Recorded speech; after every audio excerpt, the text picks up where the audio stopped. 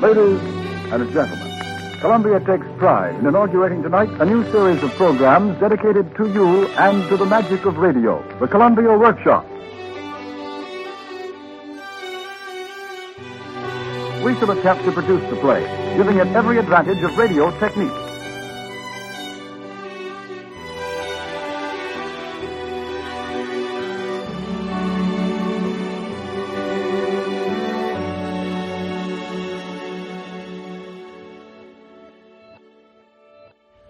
Hello world, and welcome to another week of Drama and Theater on Dwayne Old Time Radio. This week we are going to listen to Columbia Workshop, which aired from 1936 to 1943 on the Columbia Broadcasting System. Today's drama is actually two stories in one episode. The first is A Comedy of Danger, followed by The Finger of God. This episode with the two stories aired July 18th, 1936. The Columbia Workshop, under the direction of Irving Reese.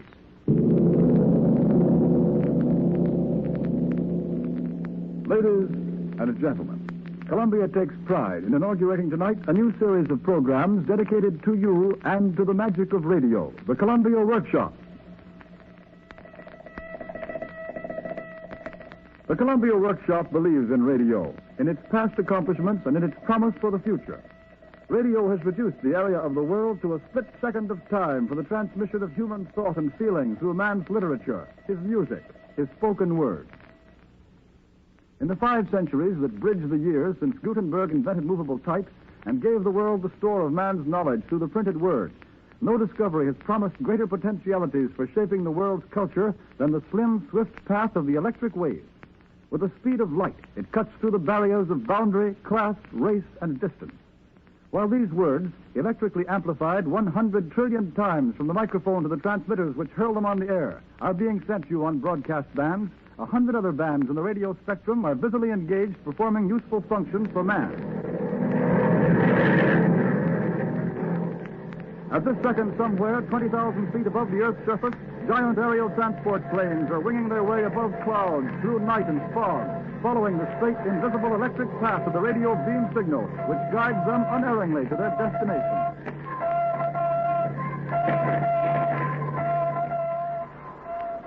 On the high seas, or near treacherous shoals and reef-strewn waters, the signal of the radio compass station points the way for mariners when the stars are hidden and the sextant useless.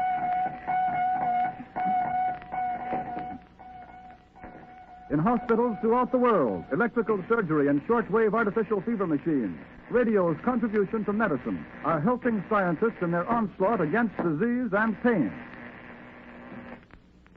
The Columbia Workshop dedicates itself to the purposes of familiarizing you with the story behind radio, both in broadcasting as well as in aviation, shipping, communication, and pathology, and to experiment in new techniques with the hope of discovering or evolving new and better forms of radio presentation, with a special emphasis on radio drama, to encourage and present the work of new writers and artists who may have fresh and vital ideas to contribute. The workshop earnestly asks your participation in these and future experiments. Your response alone will enable us to judge our progress, and we shall appreciate your letters, your criticisms, and your suggestions. Now, tonight we wish to try an unusual experiment in dramatic presentation. We're going to present 2 well-known short plays. One has been written for the microphone and one for little theater presentation. In the radio play, A Comedy of Danger by Richard Hughes, first produced by the British Broadcasting Company, the author created his setting for radio's dimensions alone. It would be almost impossible to present this play properly on a stage or on a screen. We shall attempt to produce the play, giving it every advantage of radio technique. And after you hear A Comedy of Danger, we shall present Percival Wilde's one-act play, The Finger of God. This play will be presented with a technique never attempted in radio before. Mr. Myron Sattler, well-known director of the Little Theater, has been asked to stage this play in the studio exactly as if he were presenting it before a theater audience. The performers will pay no attention to the microphone. They'll move around as the stage business demands on a special set which we have erected in the studio. Through the cooperation of the Columbia Engineering Department, a parabolic microphone, which can be focused like a spotlight, will be trained on the actors from a distance of 20 feet and will follow their movements as they go through the business the play calls for. But first, the radio play, A Comedy of Danger.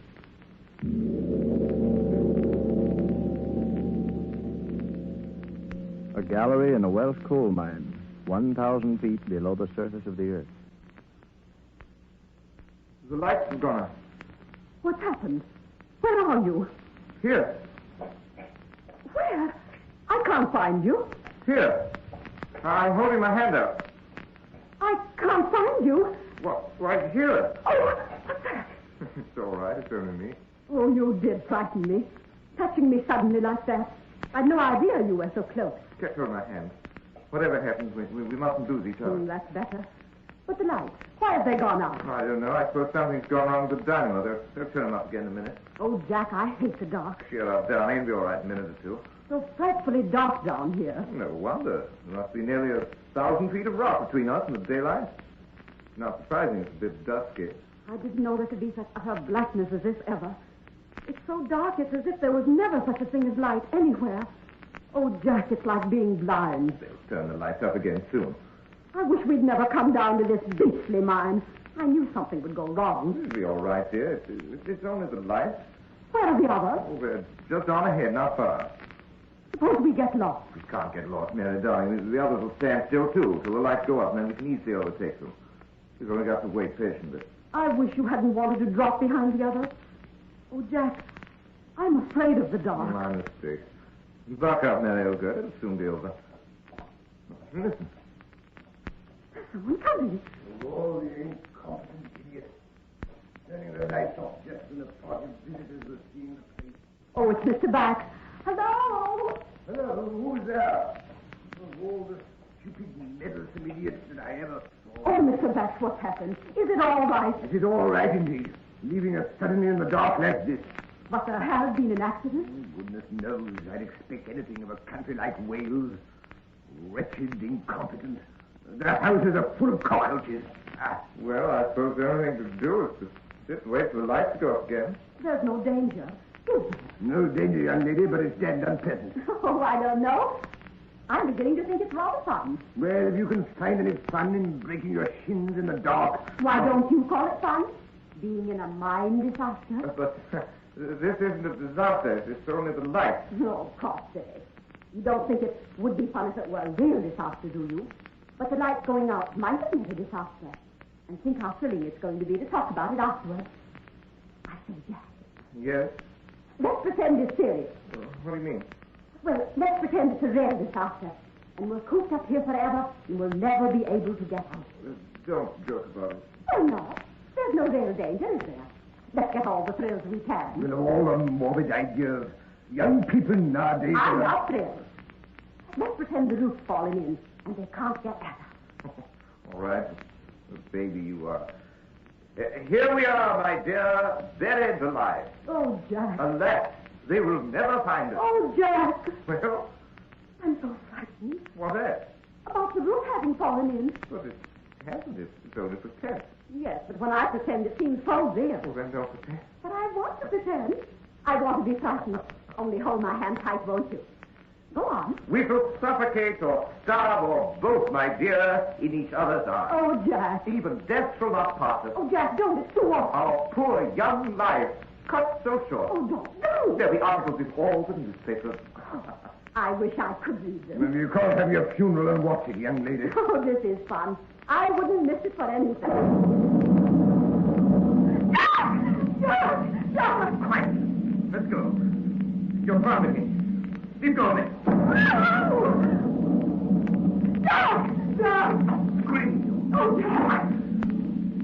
Pull yourself together. We're all right. We're not hurt. No, sir, we're not hurt. But listen. Water. Oh, no. It's only an echo. Oh, Mr. Bax, can't we find the other? I don't think we could, young lady. It wouldn't be much use to us if we did. The echo's getting louder. Yes, it isn't an echo. It is water. The mine's flooding. We'll be drowned. It's an echo. Oh, Jack, I don't want to die. I won't. It's got to come sometime, young lady. Isn't it better for us that now in your lover's arms, both of you together? You old fool is very well with this stoical about death at your age, but we're young. We've got all life before us. Well, can't you keep quiet about it then, you young jackanapes? Do you think I want to die either? But it isn't good manners to talk about it. Where would it be if we all started screaming about it, eh? We can at least die like gentlemen. Die like gentlemen, indeed. I tell you, it's very well for an old chap like you to die anyhow in a year or two. But it's different for us way down. Well, if you want a good scene, you shall have one, sir. Do you think it's any easier for the old to die than the young? I tell you, it's harder, sir, harder. Life is like a trusted friend.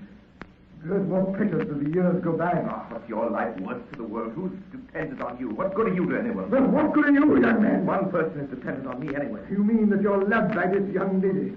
If you both die, what lot is left to the world? Opposite quantities cancelling out. Oh, you beast. You cruel beast. I must speak, madam, in common justice to my age.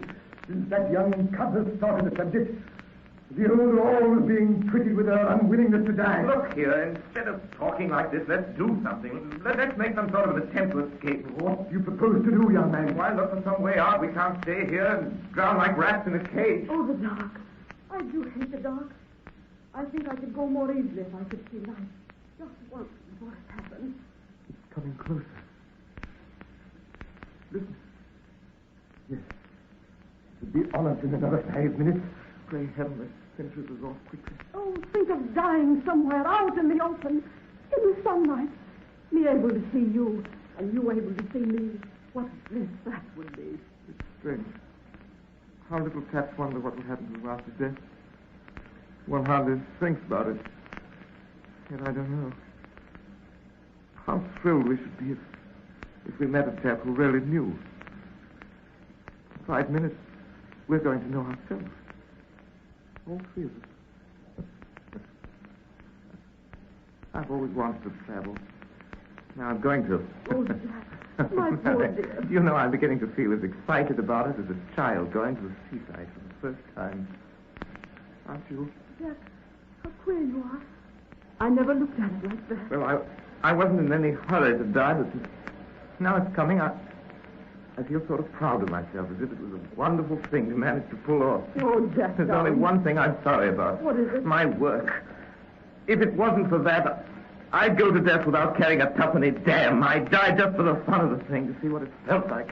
I shouldn't worry about that if I were you. The world will get on all right without you, never you fear. And what is your work? I write poetry. And you call that work? Jack, the water's coming. It's over my feet. Oh! Courage, darling. Oh, Jack, I don't want to die. I hate it. I loathe it. I want to live. Don't make it harder, do you? You don't think it's fun for me, do you, having to die? Jack, it's awful. Only for one more hour. Oh, I do want to live another hour. Oh, God, can't I be allowed to finish my work? Blast your work, sir. Do you think you're the only one dying before his time? I tell you, every man dies before his time, even if he lives till he's as old as Methuselah. Oh, it's up to my knees.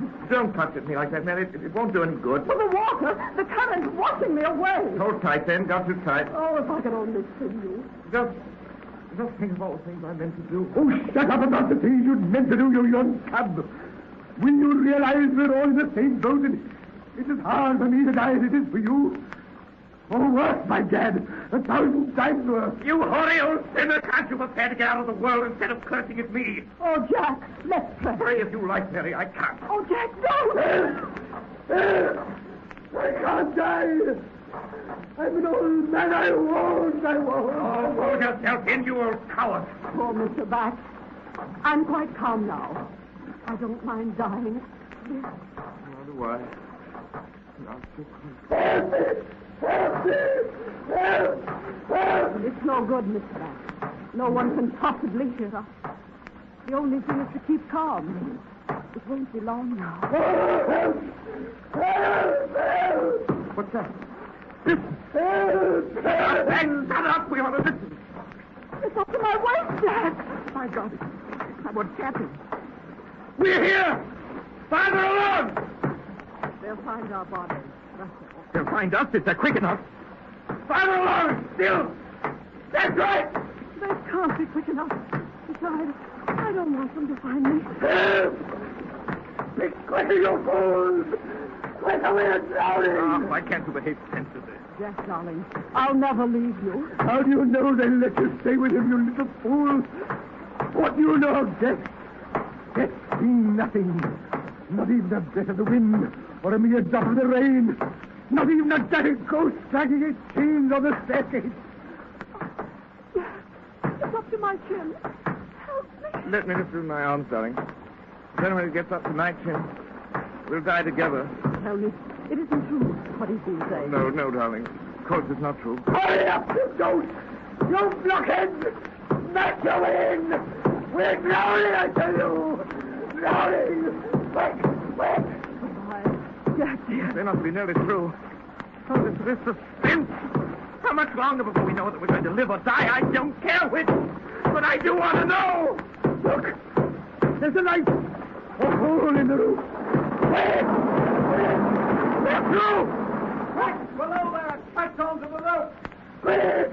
I'm an old man! There's a girl here! My God, Jack! Near shave! Come along, young lady! I've got the rope! Thanks. Never mind. I'll set up here. She'll be all right. I'll give you something to write about, too, my boy. All right above there! Have you got her? Right! Albert Nick! Up you go, quick, Mr. Beck. The water's still rising. No, my boy. After you. You're more value in the world than I am. Nonsense, sir. After you, you're an older man than I am. Quick now. There won't be time. You've got Mary to think of now, Jack. All the way above there. No. Melody! It's me you're holding up. You ought to be back. We'll have you up first. There's no time to wait.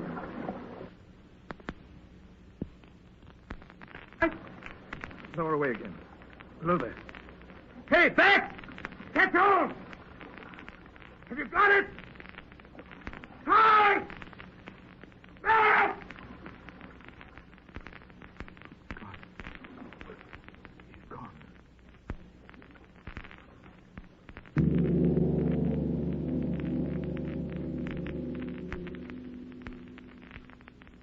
And now we are about to present Percival Wilde's play, The Finger of God, with a technique heretofore untried in radio. An engineer is stationed about 20 feet from the performers, focusing a parabolic microphone on them as they move around the especially set stage.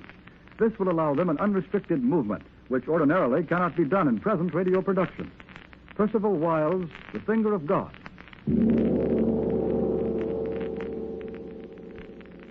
The living room of Strickland's apartment. As the curtain rises, he is kneeling and burning some papers in a grate near the main door.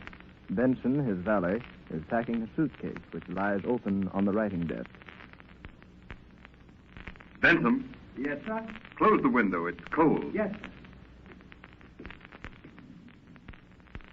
Why, sir, the window's closed. It's been closed all evening. Benson, Yes, sir. don't forget a heavy overcoat. I've put it in already, sir. Plenty of fresh linen, Yes, sir. collars and ties. I've looked out for everything, sir. You sent off the trunks this afternoon? Yes, sir. You're sure they can't be traced? I had one wagon taken to a vacant lot, and another wagon taken to the station. Good. I checked them through to Chicago. Here are the checks. What train do we take, sir? I take the midnight. You follow me sometime next week. We mustn't be seen leaving town together. How will I find you in Chicago? You won't. You'll take rooms somewhere, and I'll take rooms somewhere else till it's all blown over.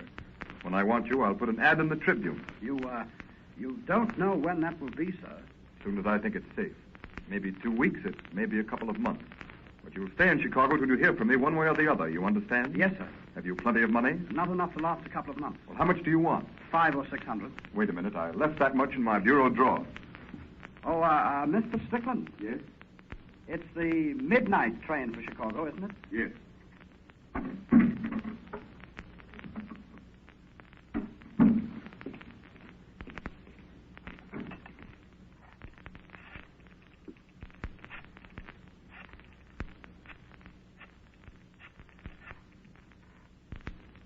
Hello? Hello, this Finley? This is Benson. He's going to take the midnight train to Chicago, Pennsylvania. You'd better arrest him at the station. If he once gets to Chicago, you'll never find him. And, Finley, you won't forget me, will you? I want $5,000 for it. Yes, 5,000. Well, that's little enough. He's got almost 300,000 on him. You won't turn in all of that to headquarters, will you? Yes, it's cash. Large bill. Midnight to Chicago.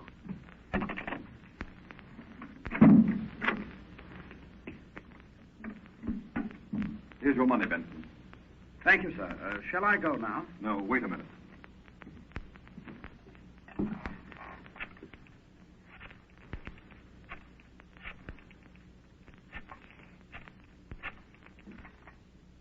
Hello? Pennsylvania? I want a compartment for Chicago, midnight train. Yes, tonight. Don't give your own name. No. The name is Stephen. Oh, you have one reserved in that name already? Well, this is Alfred Stephen. You have it reserved in that name? Then give me another compartment. What? You haven't any other? Never mind then. Goodbye. Benson, go right down to the Pennsylvania and get the compartment reserved for Alfred Stevens. You've got to get there before he does. Wait for me at the train gate. Yes, sir. Now, don't waste any time. I'll see you later. Very well, sir.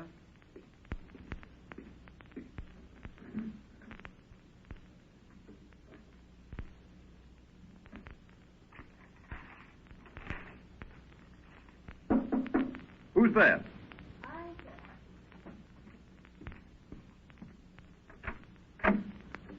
Who are you? Why, don't you remember me, sir? No. I'm from the office, sir. The office? Your office. I'm one of your personal stenographers, sir.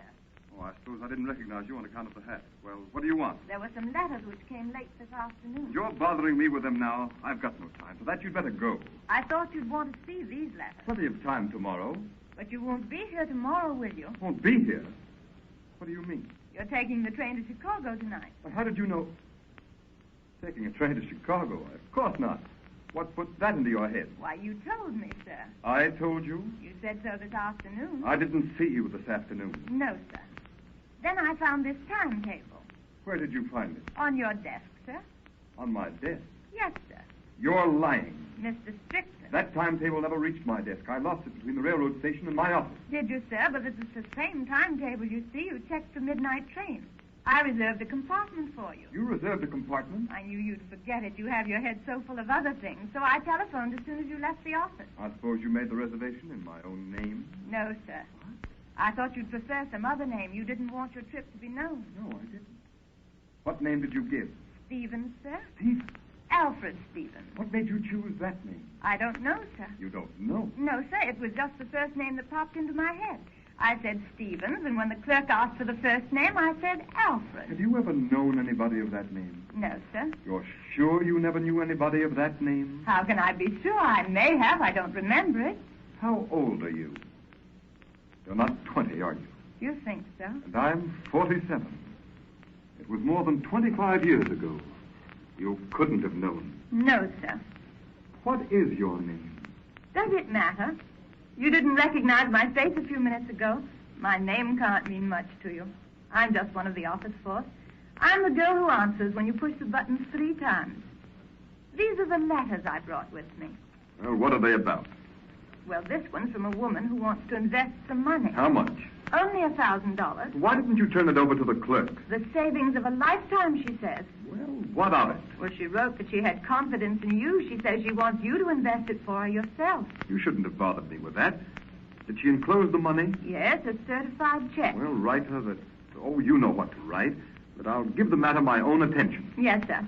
She says she doesn't want a big return on her investment. She wants something that'll be perfectly safe. And she knows you'll take care of her. Yes, of course. Well, what else have you? A dozen other letters like it. All from old women? Some of them.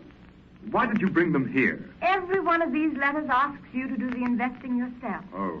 And you're leaving town tonight. Here are the checks. Every one of them's made out to you personally, not to the firm. You shouldn't have come here. I haven't time to bother with that sort of thing. Every man who has $5 to invest asks the head of the firm to attend to it himself. It means nothing. I get hundreds of letters like those. Still. Well, what? You must do something to deserve such letters or they wouldn't keep on coming in. It's wonderful to inspire such confidence in people.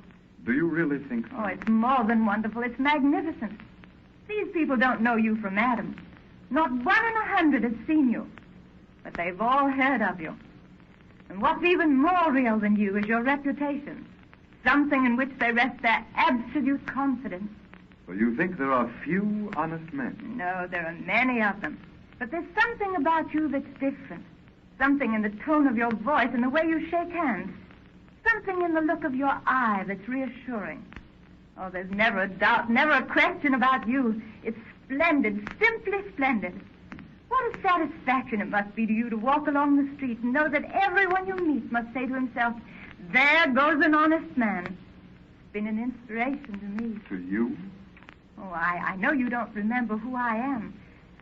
But you don't imagine that anyone can see you as I've seen you, work with you as I've worked with you, without there being some kind of an effect. You know, in my own trouble. So you have trouble? Oh, you don't pay me a very big salary, and there are others whom I must help. But I'm not complaining. I used to be like the other girls. I used to watch the clock and count the hours and the minutes till the day's work was over. But it's different now. How different? I thought it over.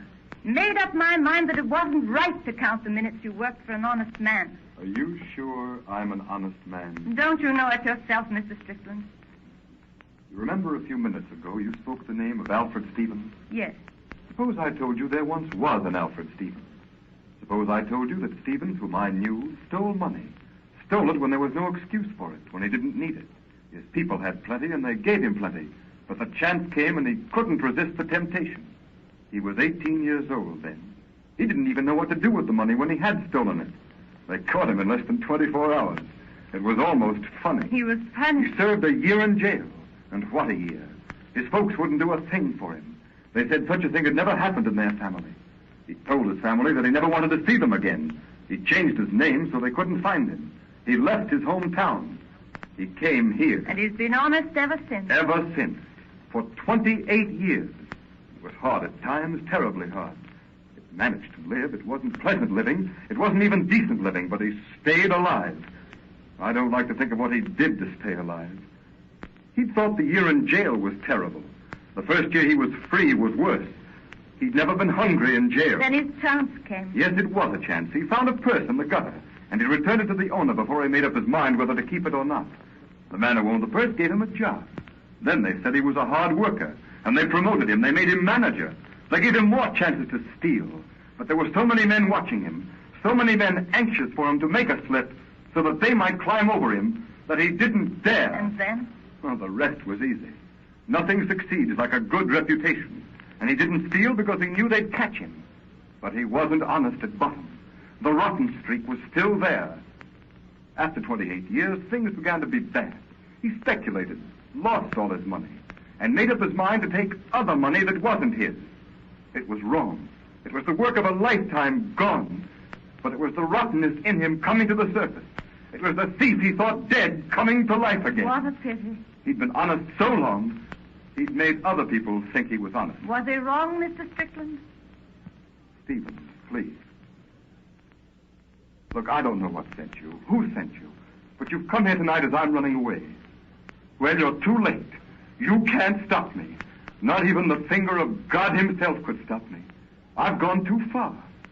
Look, here's money. Hundreds of thousands of it, not a cent of it mine. And I'm stealing it, do you understand me? Stealing it. Tomorrow the firm will be bankrupt, and there'll be a reward out for me. Here, if you please, is your honest man. What have you to say to him now? The man has been honest so long that he's made himself think he's honest. Can't steal. You believe that? I was left a little money this week, only a few $100s, hardly enough to bother you with. Will you take care of it for me, Alfred Stevens? Good God.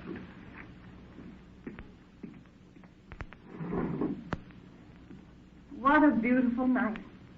Thousands of sleeping houses, millions of shining stars, and the lights beneath. And in the distance how the stars and the lights meet, so that one cannot say, here God ends, here man begins.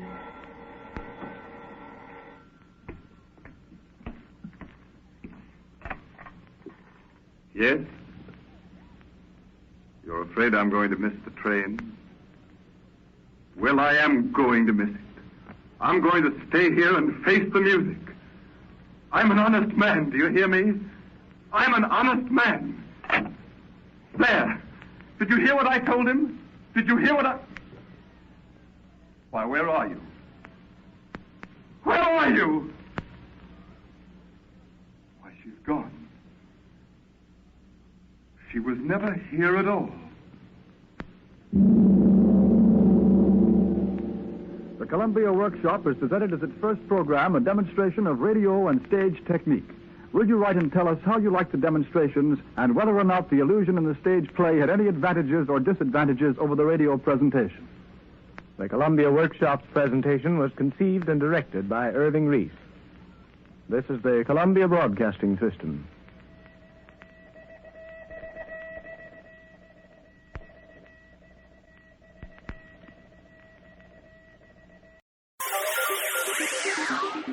Thank you for listening to and showing your support for my podcast.